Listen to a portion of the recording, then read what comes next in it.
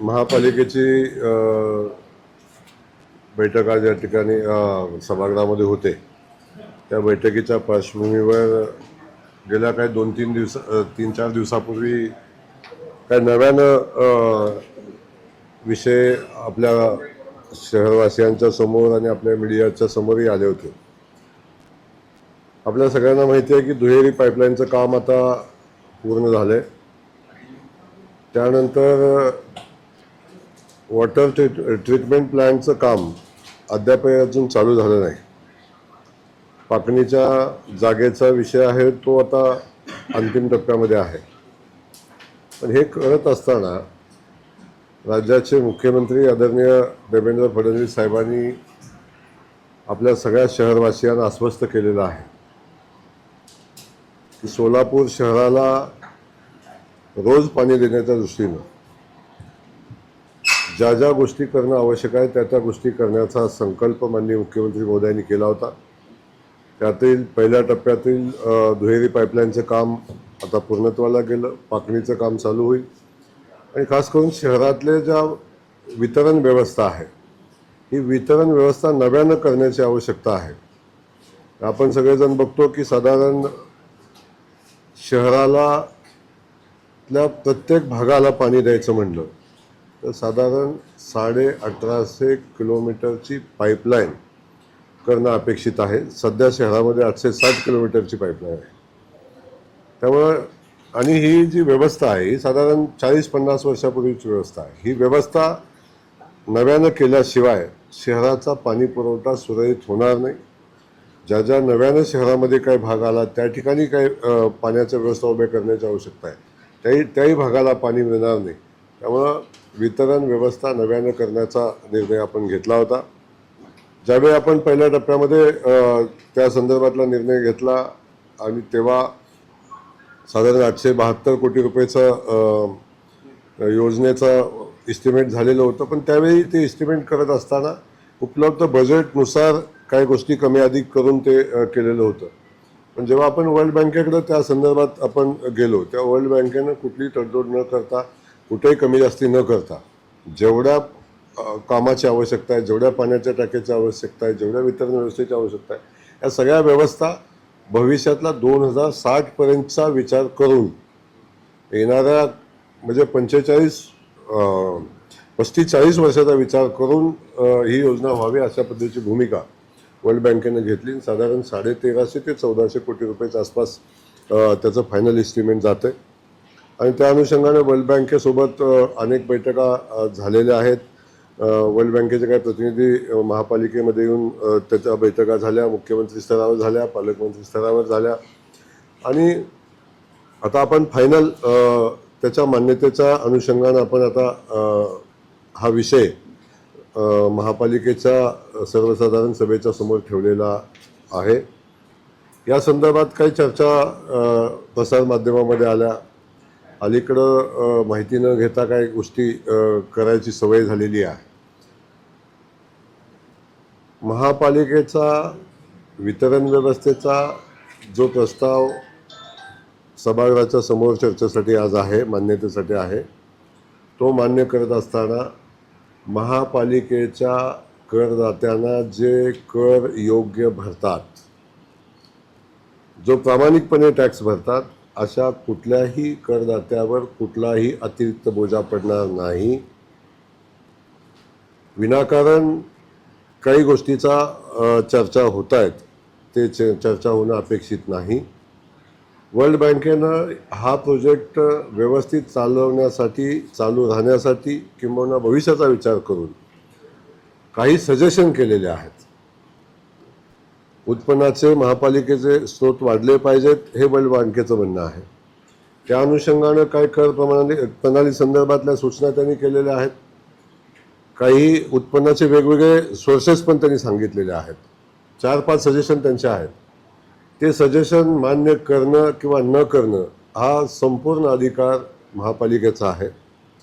त्यामुळे महापालिकेचा आमचा पार्टी म्हणून आमचा निर्णय आहे की कुठलाही अतिरिक्त कराचा बोजा न टाकता, मी पुन्हा सांगतो की योग्य कर भरणाऱ्या लोकांच्यावर अतिरिक्त बोजा न टाकता आम्ही हा प्रोजेक्ट पुढे घेऊन चालणार आहोत. त्यामुळे आजच्या सभेमध्ये जो विषय आहे तो कुठलाही कर नव्यानं कर न लावता आम्ही तो विषय महापालिकेमध्ये मंजूर आजच्या बैठकीमध्ये होईल आणि महापालिकेच्या या क्षेत्रामध्ये रोज पाणी देण्याचा जो आमचा संकल्प आहे त्या संकल्पाच्या दृष्टीनं आम्ही एक पाऊल पुढे जाऊ. आज सर्वसाधारण सभा होते आणि या सर्वसाधारण सभेपूर्वीच खरं तर महापौरांनी ज्या पद्धतीनं प्रस्ताव नगरसचिव कार्यालयाकडे पाठवला महापालिका आयुक्तांनी, त्यानंतर आपल्याच पक्षाच्या 2 आमदारांनी महापालिका आयुक्तांची भेट घेतली आणि त्यांनी असं सांगितलं की कुठलेही कर फार महत्त्वाचा नाही. आमदारांची भूमिका जी आहे ती भूमिका त्यांनी मांडलेली आहे. मला वाटतं ती भूमिका मांडत असताना अगोदर हा प्रस्ताव वाचून घेण्याची आवश्यकता होती, प्रस्ताव समजून घेण्याची आवश्यकता होती. कदाचित त्यांनी तो नंतर समजून घेतला असावा, मला माहिती नाही त्या संदर्भातलं. परंतु आपण जेव्हा आपलं कुठलंही मत मांडतो तेव्हा ते मत मांडत असताना तो प्रस्ताव काय आहे, त्या प्रस्तावाचं मध्ये काय सूचना आहेत आणि त्या प्रस्तावाच्या अनुषंगानं काय वेगळं करणार आहोत. म्हणजे शहराच्या नागरिकांच्या समोर जात असताना आपण जबाबदारीने आपली भूमिका मांडली पाहिजे, हे माझ्या दृष्टीने महत्त्वाचं राहतं. उलटं या गोष्टीची माहिती घेणं अपेक्षित होतं. इंग्रजीमधनं हा प्रस्ताव आहे आणि तो कुणाला समजला नाही तर तो समजून घेण्याची आवश्यकता होती. त्यामुळे समजून घेण्याचे जे ठिकाण आहेत ते मला वाटतं आयुक्तांसोबत चर्चा करणं, आयुक्तांच्याकडून त्याची माहिती घेणं, महापौरांना बोलवून घेणं, महापौरांशी चर्चा करणं आणि तिन्ही आमदाराचे अधिकार आहेत की या सगळ्या गोष्टी समजून घेणं. कुठलाही भरणाऱ्या न भरणाऱ्या लोकांच्यासाठी वेगळा टॅक्स असतो असा वेगळा ऐका ना आपण चांगला ऐकता कमी आणि बाकीच्या गोष्टी अतिरिक्त विषय घेता. मी तुम्हाला क्लिअर सांगितलेलं आहे की महापालिका कुठल्याही करदात्यावर टॅक्स करवाढ करणार नाही. याच्यामध्ये मी पुन्हा सांगितलं का की अनेक करदाते आहेत की जे टॅक्सेस भरत नाहीत. अनेक महापालिकेच्या सगळ्या पायाभूत सुविधाचा उपयोग करून घेतात पण प्रॉपर्टीची नोंद महापालिकेला घातलेली नाही. त्यामुळे जे कर भरतायत त्यांच्यावर जे कर भरत नाहीत त्याचा बोजा पडतोय, त्या लोकांचाही बोजा कर भरणाऱ्या लोकांच्यावर पडतो. याचाही विचार करण्याची आवश्यकता आहे. एक दुसरा विषय समजून घ्या. गेल्या 40 वर्षापासून महानगरपालिकेच्या कर प्रणालीमध्ये कुठलाही बदल झालेला नाही, कुठलाही टॅक्सचा वाढ झालेली नाही. म्हणून खर्च कमी झाला आहे का? खर्च वेगानं वाढलेला आहे. पाणीपट्टी, विजेचे दर, रस्त्याचे दर हे सगळे वेगानं वाढलेले आहे. हे वाढलेले असताना सुद्धा कुठलाही टॅक्स वाढला नाही. तेव्हा महापालिका चालवणं हे सुद्धा आवश्यक आहे. तरीसुद्धा आम्ही निर्णय घेतला आहे की कुठलाही टॅक्स न वाढवता आम्ही ही योजना पुढे घेऊन जातो. त्याच्यामध्ये एक असं की जागतिक बँकेने घालून दिलेल्या नियमाप्रमाणे पुढील 2 ते 3 म्हणजे 2.5 ते पुढच्या 2.5 असे 5 वर्षाचा सवलत दिली जाईल. कुठल्याही पद्धतीची करवाढ दरवाढ होणार नाही किंवा जागतिक बँकेचं म्हणणं आहे. पण तदनंतर तुम्ही जागतिक बँकेचं म्हणणं काय आहे वाचलं नाही, ते वाचून घेतल्यानंतर मग प्रश्न विचारा. भाऊ याचा अनुभव असा आहे की स्मार्ट सिटीचा करत असताना 350 कोटीची योजना 800 कोटीवर गेली. कारण का त्याच्यामध्ये दरवर्षीचा रेडिएटर दर वाढतो. त्याच्यामध्ये तसं काही तरतूद आहे का याच्यानंतर दर वाढणार नाही? आपण 872 1300 कोटी करतो. 1300 कोटी नंतर योजना ही वेळेत पूर्ण नाही झाली तर मग जर हा रेडिएटर दर वाढला म्हणून तो वाढून मागतो. जसं आता पोचनपाडमध्ये लक्षात आलं की योजना 12 वर्ष चालली. मोदींनी 2016-17 मध्ये केलेली योजना 3 वर्षात पूर्ण करण्याची योजना 26 मध्ये पूर्ण झाली. आता ही याच्यात काही तरतूद आहे का की याच्यानंतर आम्ही रेडिएटर दर वाढला तर कुठलेही कसला रेडिएटर DSR DSR पण याच्यामध्ये आहे का तसं काही तरतूद की DSR रेट वाढलं तर आम्ही मग त्याचं वाढ होणार नाही, तसं याच्यामध्ये क्लोज आहे का? आपण पहिला विषय समजून घेतला नाही. 350 कोटी, 872 कोटी आणि 1350 कोटी या तिन्ही योजनाचं इस्टिमेट आपण बघितलं तर त्याच्यामध्ये 872 कोटी रुपयाची योजना होती. तेव्हा किती पाण्याच्या टाक्या होत्या आणि किती किलोमीटरची डिस्ट्रीब्युशन लाईन होती हे आपण बघितलं म्हणजे आपल्या सगळं लक्षात येईल. कुठलाही किंमत वाढली नाही, DSRचा विषय आला नाही, याच्यामध्ये काम वाढले. आपण जेव्हा हे काम करत असताना आपल्या बजेटमध्ये बसेल एवढं काम घ्यायचा प्रयत्न अगोदर केला, जे आपलं बजेट होतं. परंतु आता आपलं म्हणणं आहे की शहराचा बजेट न पाहता शहराच्या सगळ्या भागाला पाणी मिळालं पाहिजे, प्रत्येक नागरिकाला पाणी मिळालं पाहिजे. डिस्ट्रीब्युशन सिस्टम आत्ता आपल्याकडे 860 किलोमीटरचे आहे, आपण ते 1800-1850 किलोमीटरची करतोय. पाठीमागं आपण ज्या पाण्याच्या टाक्या घेतल्या होत्या, आता मला वाटतं त्यापेक्षा दुप्पट पाण्याच्या टाक्या आपण घेतो, कारण ती गरज आहे. वाढीव भाग जो आहे शहराचा, हद्दवाढचा भाग आहे, त्याही भागाला पाणी दिलं पाहिजे. तेही नागरिक आहेत, तेही टॅक्स भरतात, त्याही लोकांचा हक्क आहे पाण्यावर. त्यामुळे या सगळ्या गोष्टीचा विचार करता पुढच्या 40 वर्षाचा विचार करून आपण हा निर्णय घेतलेला आहे. आणि त्यामुळं आता ही योजना झाली तर भविष्यात 40-50 वर्ष कुठल्याही नागरिकाला पाण्याचा त्रास होणार नाही आणि त्या व्यवस्थेवर, वितरण व्यवस्थेवर बोजा पडणार नाही. नाही, विषय हा तसं नाही तो बाबा भाऊ, हा विषय तसं नाही. तो DSR रेट वाढला की मग जर रेट वाढून मागतो. आता स्मार्ट सिटी मध्ये तशी झालेली आहे. तो 350 कोटी त्यांनी रेट वाढून मागतो, त्यामुळे रेट वाढून न देणं याचा क्लॉज आता काढणं गरजेचं आहे. आपण 1872 आहे ना, आपण 1872 2500 कोटी होणार. त्यावेळी कसं महापालिका आपण शहराचे नागरिक आहात, आपण खूप चांगल्या दैनिकाचे पत्रकारही आहात.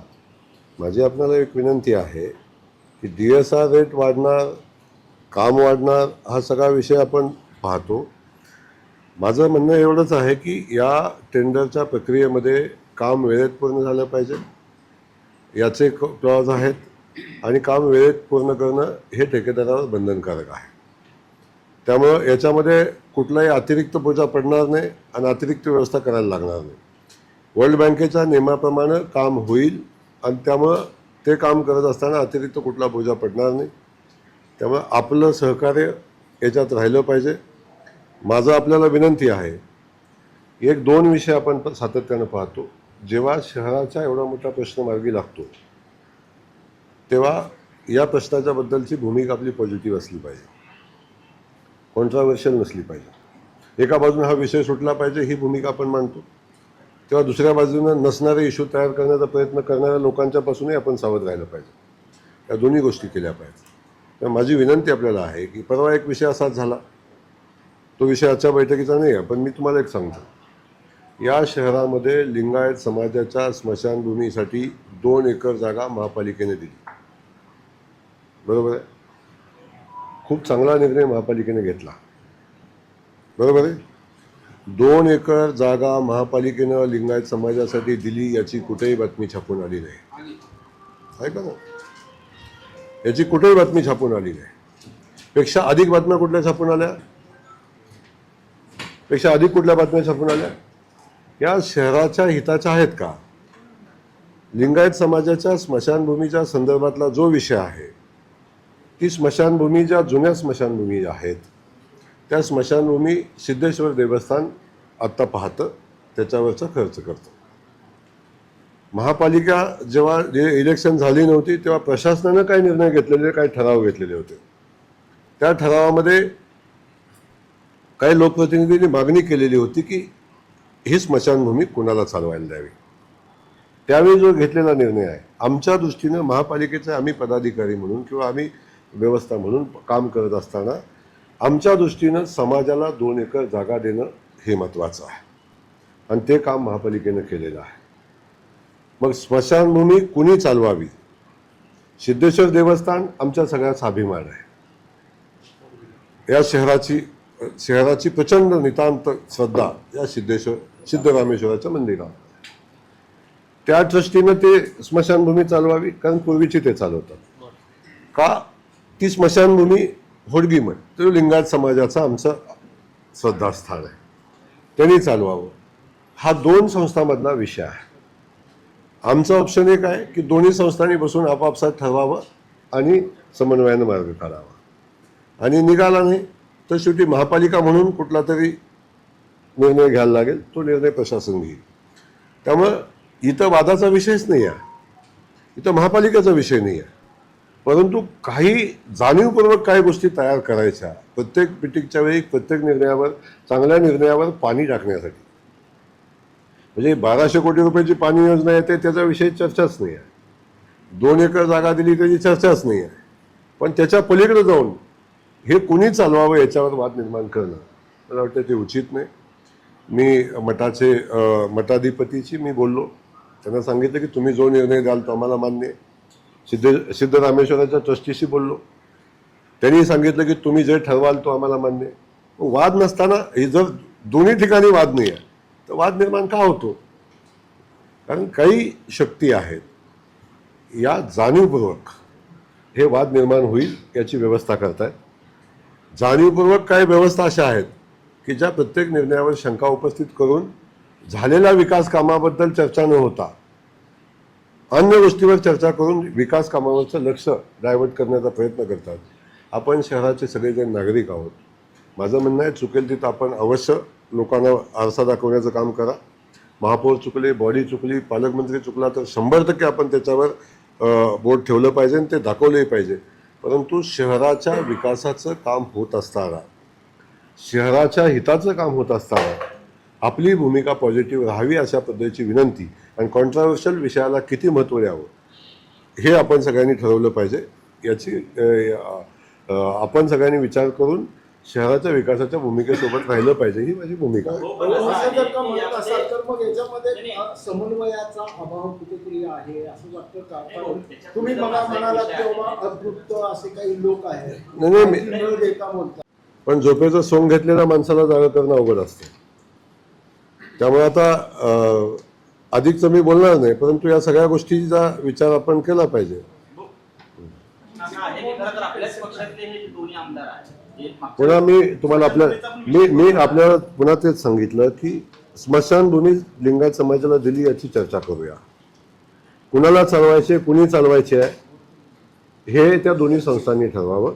आणि दोन्ही संस्थांचा समन्वय नाही झाला तर महापालिका ठरवेल. त्याच्यामध्ये कुठली शंका कुणी घ्यायचं कारण नाही. महापालिकेला तो अधिकार आहे. पण अधिकार आम्ही कधी वापरू? जेव्हा समन्वयानं मार्ग करायचा विषय येईल. समन्वयानं मार्ग निघाला नाही तर आपण अधिकार वापरू. अन्यथा दोन्ही संस्थांनी मिळून शेवटी एक आहे की स्मशानभूमीत चालवणं आवश्यक आहे, जागा मिळणं आवश्यक आहे आणि ती जागा आम्ही दिलेली आहे. त्यामुळे महापालिकेचं मी मनापासून या ठिकाणी कौतुक करेन की आपण लिंगायत समाजाच्या जागेसाठी 2 एकर जागा उपलब्ध करून दिलेली आहे आणि जी व्यवस्था पुढची करायची आहे ती व्यवस्था पण करू.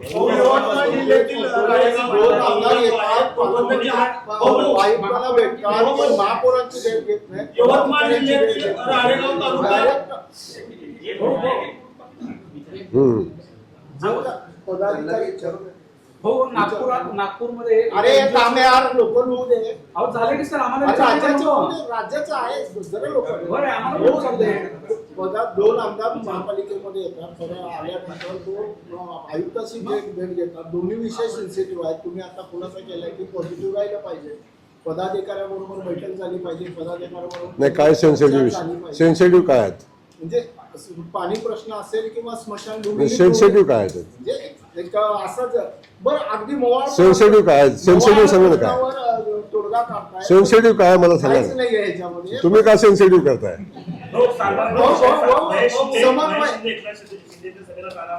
तुमच्या संपर्कात भाजपमध्ये चर्चा आणि त्यांच्या बॅनरवर फोटो पण नाही आणि ते असं म्हणतात की मी पूर्वी भाजपमध्ये होतो, मला तिकीट नाही मिळालं म्हणून मी सेनेत गेलो असं देखील महेश शिंदे म्हणाले. काय त्याचं? आता महेश शिंदेची भूमिका काय असावी हा त्यांचा अधिकार आहे. तो त्यांचा पक्षांतर्गत विषय आहे. भारतीय जनता पक्ष म्हणून महेश शिंदेचे हितचिंतक आम्ही आहोत. आमच्या सहकारी पक्षाचे आमदार आहेत, आमचे मित्र आहेत आणि तेव्हा ते जे भूमिका घेतील त्या भूमिकेच्या पाठीशी आम्ही ठामपणे उभे असू. परवा दिवशी लोकसभेमध्ये आपल्या संपर्कात आहेत. अरे आम्ही दोघं दिवसातून 2 वेळा बोलतो. संपर्कात असायचं काय कारण?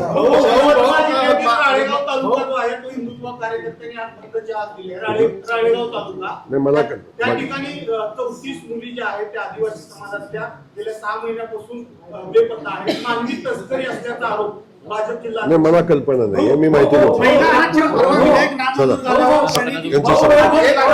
प्रश्न मी तेव्हा 14 तारखेला विचारला होता की एकच मिनिट महापालिकेची सभा चालू होते, महापौरला जाऊ द्या, मी बोलतो तुमच्याशी. शिस्त पालन समिती असावी अशी अपेक्षा व्यक्त केली होती. आपण वाहिनीनगर सध्याच्या विद्यमान नगरसेविका हे उपोषणाला बसले. कोण? पवार म्हणून आहे ते उपोषणाला बसले. श्रद्धा पवार ते उपोषणाला बसले. रस्त्यामध्ये भ्रष्टाचार झाला असं त्यांची मागणी आहे. त्याची चौकशी व्हावी, संबंधितांवर कारवाई व्हावी. ह्या सगळ्या गोष्टी होत आहेत. मी तेव्हा पण म्हणालो शिस्त पालन समिती अपेक्षित आहे का महापालिकेमध्ये? नाही, आता श्रद्धाताई आमच्या भगिनी आहेत, त्या का बसलेल्या आहेत मला कल्पना नाही. मी माहिती घेईन आणि त्याच्यावर मी नक्की उत्तर देईन. हो, लोकसभेमध्ये महिला आरक्षण विधेयक नामंजूर झाल्यावर खासदार आपले प्रणितीताई शिंदेने भाजपच्या इथनं रासाची सुरुवात झाली असं म्हणलेलं आहे. त्याच्यावर आपलं काय म्हणणं? मुळात एका महिला खासदारांनी महिला विधेयकाला विरोध करणं, मत आणि त्यानंतर त्याचं बडेजावी करणं, मला वाटतं हे त्यांच्या बौद्धिक ऱ्हासाचं लक्षण आहे. मला याच्यावर अधिकचं बोलायचं नाही, परंतु मी एक सांगेन, आदरणीय मोदीजींनी लोकसभा आणि विधानसभेमध्ये महिला विधेयक मंजूर व्हावं, महिलांना त्यांचे अधिकार मिळावेत,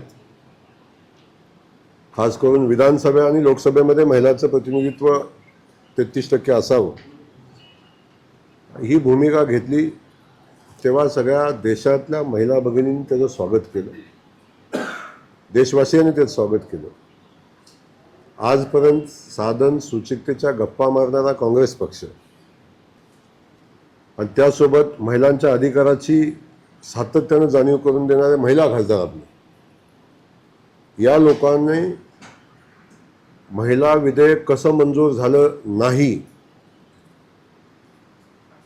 आणि मंजूर झालं नाही म्हणून आनंदोत्सव साजरा करणं, याच्यापेक्षा दुर्दैवाची गोष्ट कुठली असू शकत नाही.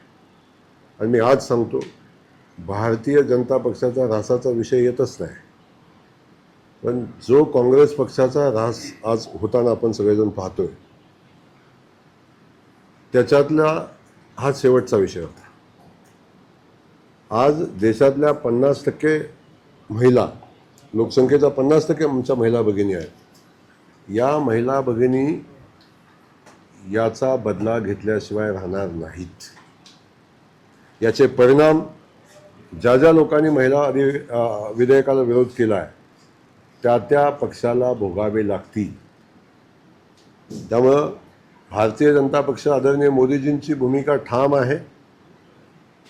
आज जरी बहुमतानं बनण्यापेक्षा अपेक्षित असणाऱ्या मेजॉरिटीनं ते विधेयक मंजूर झालं नाही, तरी आम्ही पुन्हा ते विधेयक मंजूर करू आणि महिला भगिनींना त्यांचा अधिकार देऊ, ही भारतीय जनता पक्षाची भूमिका आहे.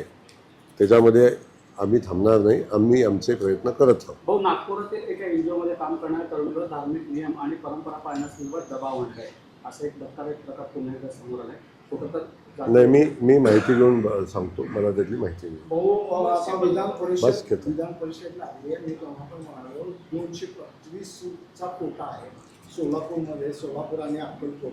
अपेक्षा आहे सर्वसामान्य कार्यकर्त्यांची की स्थानिकच मिळावा, बाहेरून ठोकलेला नको, असा काही निर्णय आहे का? मला मला आपल्यासारख्या म्हणजे पुरोगामी विचाराच्या पत्रकाराकडून हा प्रश्न अपेक्षित नाही.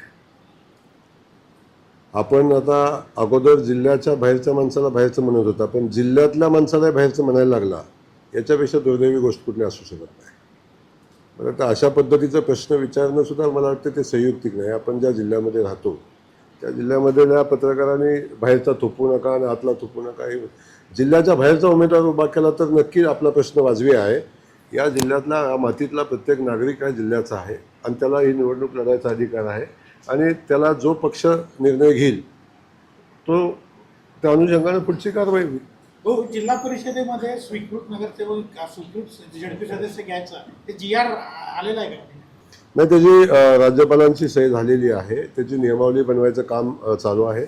आता मी आज गेल्यावर उद्या परवा त्याची बैठक होईल आणि नियमावली फायनल होईल आणि येणाऱ्या 8-10 दिवसामध्ये तर GR निघून जाईल. सकारात्मक सगळे विषय घेतले पाहिजे अशासाठी पक्षाच्या वरिष्ठ नेत्यांना आणि कार्यकर्त्यांना काय संदेश?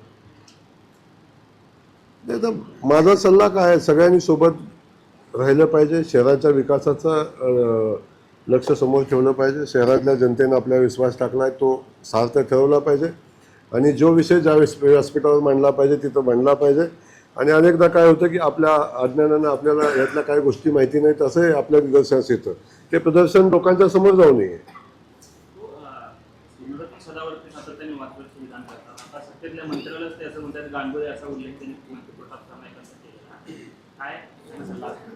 मला माहिती नाही ते काय म्हटलेले आहेत, परंतु सगळ्यांनी एकमेकाचा सन्मान केला पाहिजे. बस की जे बोर्ड आपण सदर त्यांचे तसं एकपत बेनिफिट महापालिकेला त्याच्या माध्यमातून आणखी कोणती चांगली कामं होऊ शकतात असं वाटतं? नाही म्युन्सिपल बॉन्ड आपण वेगळा करण्यासाठी करत नाही. आपण बॉन्ड याच्यातला जो महापालिकेचा हिस्सा आहे तो त्याच्यासाठी करतो, खूप लिमिटेड आहे. परंतु एक बॉन्डचा अनुभव असा आहे आपल्याला की आपल्याला जो बँकेचा व्याजदर पडतो त्याच्यापेक्षा कमी त्याचा खर्च येतो आणि त्यामुळे तो महापालिकेच्या खूप हिताचा निर्णय होतो. त्यामुळं त्यातून महापालिकेचा फायदाच होईल, नुकसान होणार. तो ग्रामविकास खात्याचा एक प्रश्न. हं?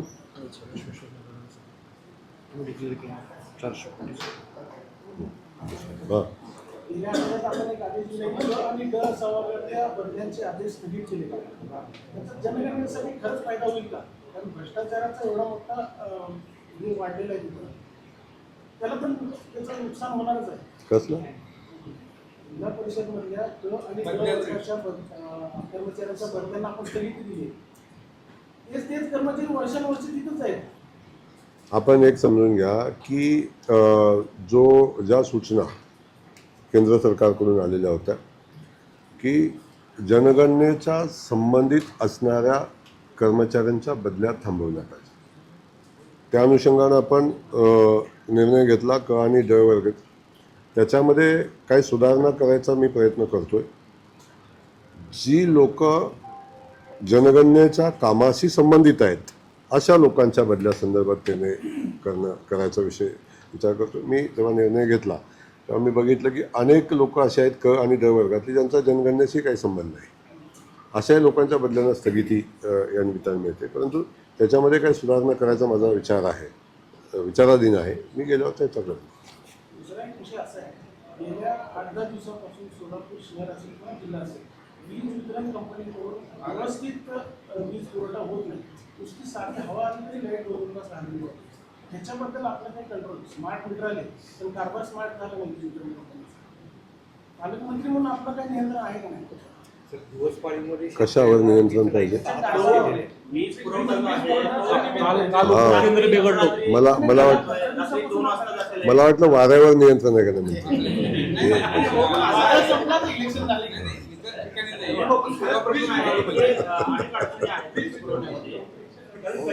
नाही, एक विषय एक आहे. वीज वितरण व्यवस्थेसंदर्भातल्या काही अडचणी आता नक्की आहेत.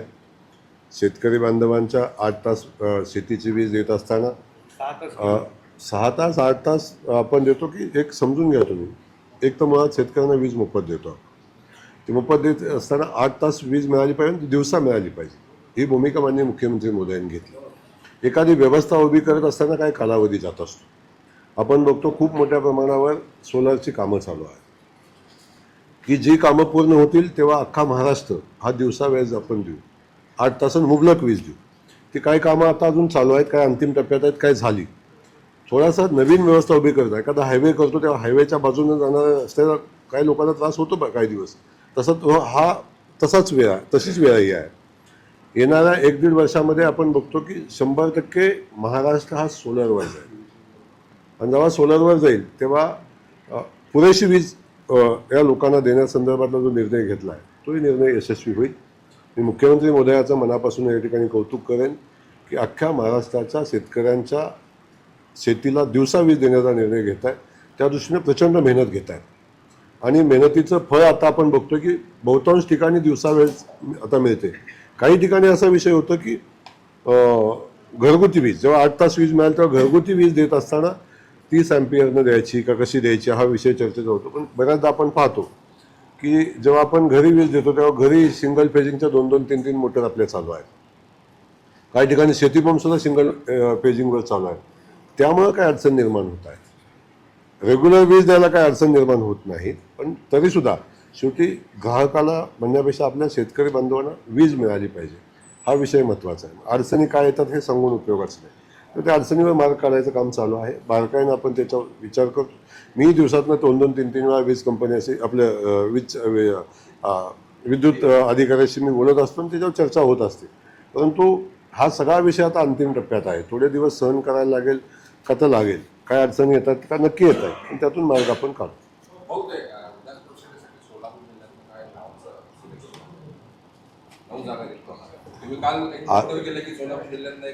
अजून मला तुम्ही अंदाजच व्यक्त केला नाही कोणाला मिळेल, मग कुठल्या गटाला मिळेल, कशी होईल आणि मग कुणावर अन्याय होईल हे तुम्ही काहीच सांगत नाही.